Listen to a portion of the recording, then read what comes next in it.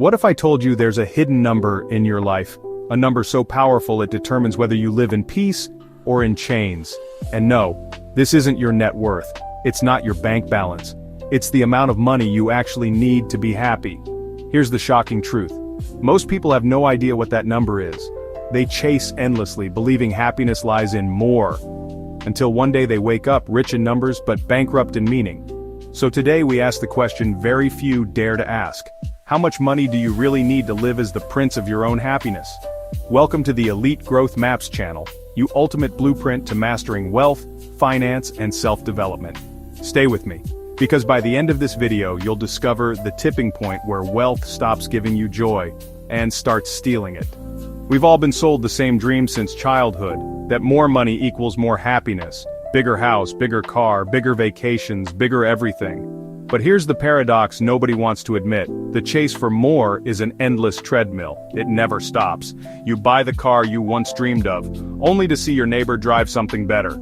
You hit 6 figures, only to feel small compared to someone making 7. You finally buy the house, and now the mortgage owns you, not the other way around. Psychologists call this the hedonic treadmill. Happiness spikes when you get something new, but soon enough, it drops back to baseline. And you're left chasing the next upgrade, like a rat running circles in a maze. Here's the painful truth. If you don't know you're enough, no amount will ever be enough. But what if I told you happiness does have a price tag? One you can calculate? That's where things get interesting. Imagine a graph. On the left, your income is low. Stress is high. Bills pile up. Rent is due. You wake up at night, heart racing, wondering how you'll make it through the month. But as your income rises, happiness shoots up. You can eat better. You can cover healthcare. You can afford small comforts that buy peace of mind. But then something strange happens. After a certain point, the line stops climbing. It flattens. More money brings less and less joy, and sometimes the line even dips down. Because too much money can actually steal your peace. It brings complexity, stress, loneliness, responsibilities that never let you rest. That flat part of the curve, that's what I call the Prince of Happiness point. It's the point where you have just enough wealth to live well, but not so much that it consumes you. Later, I'll show you how to calculate where your point lies.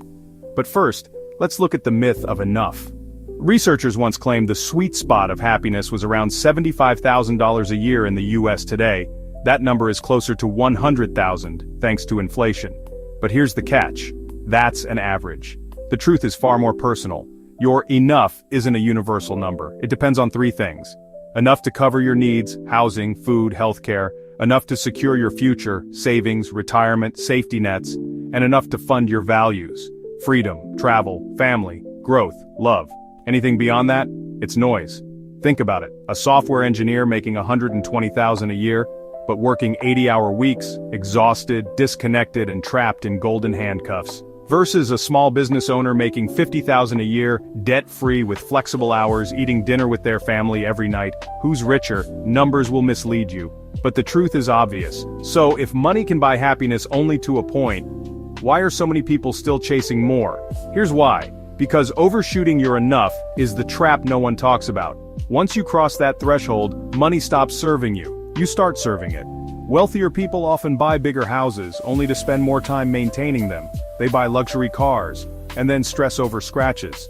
They build massive companies, but lose nights of sleep protecting them. And suddenly, your money owns you, not the other way around. That's why billionaires still work 18-hour days. That's why multimillionaires still feel restless. They don't live in peace, they live in paranoia. And here's the scariest part. If you don't define what enough is for you, society will define it for you. And trust me, society will always whisper the same lie in your ear. Not enough yet, not enough yet, not enough yet. Let me tell you a story, one you've probably heard before. But today I want you to hear it differently. One morning a wealthy businessman was on holiday in a small coastal village. He walked by the docks and saw a fisherman returning with his boat, carrying a few big, beautiful fish.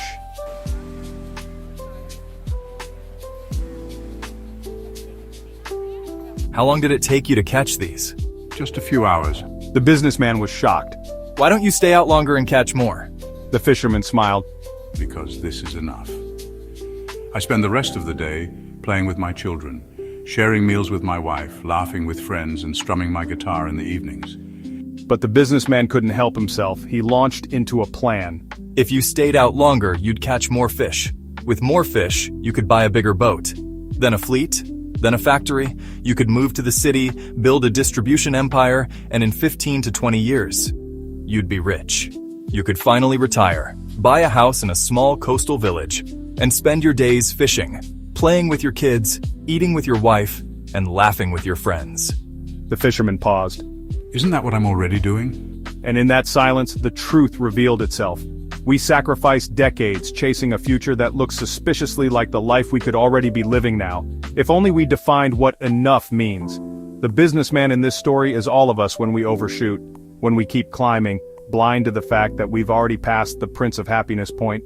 And the fisherman? He's the one who understood that happiness isn't in the next level up. It's in alignment with your values, your time, and your people. So let me ask you, are you building a bigger boat? Or are you already living your happiness, but too distracted to see it? Now let's get practical. I want you to do a simple exercise after this video. Step 1. Write down your top 5 values. Maybe it's family, freedom, adventure, learning, love. Step 2. Look at your monthly spending. How much of it feeds those values? And how much is just noise? If you're pouring money into things that don't align with your values, you're not living rich. You're living distracted. Because money doesn't buy happiness. But alignment does, and alignment has a cost you can measure. Here's what I've learned. The happiest people aren't those with the biggest bank accounts. They're the ones who know their number. The money they need to live with peace, purpose, and pride.